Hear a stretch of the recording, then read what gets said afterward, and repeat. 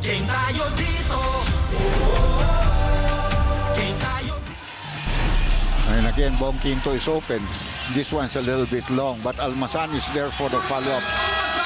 Good housekeeping by Meralco as they clean up that mess underneath. They now lead 24-16. Away clean by Mamuyak to assist you to Mamuyak. Gone. Hey, Gio Mamuyak already has 9 points in the ball game.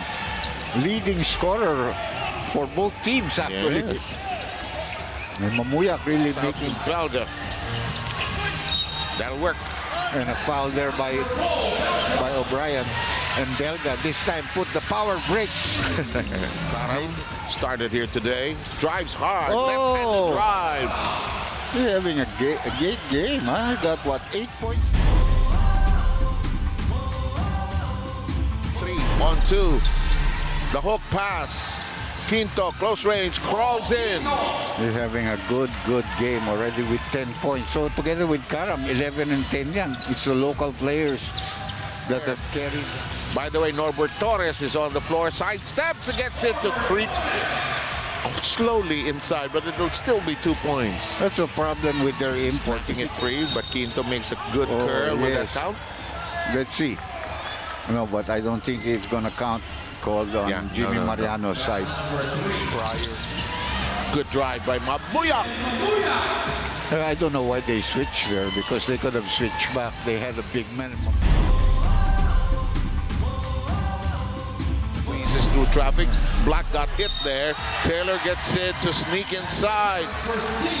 Yeah, there was somebody there in the screen may have gotten an elbow into the Pressure. Shot clock reduced to 5. Mamuya. Whoa! 21 points for Gio Mamuyak with a minute left to go here in the...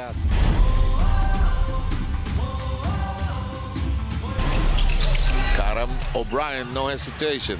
Bang! He's been making his 3-point shots. He has already 5 3-points.